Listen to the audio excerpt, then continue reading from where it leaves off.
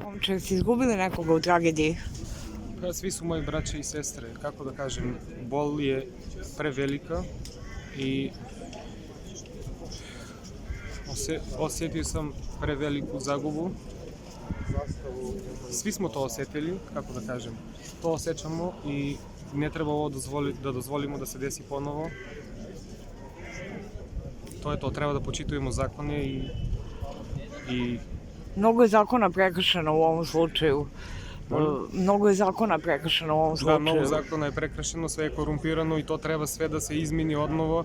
Oni što su uradili zlo treba da se pokajaju kao prvo, kao drugo treba da ne dozvoli neko da ih kontroliše i da ne dozvoli opet da se desi to ponovo, jer vidite šta se dešava.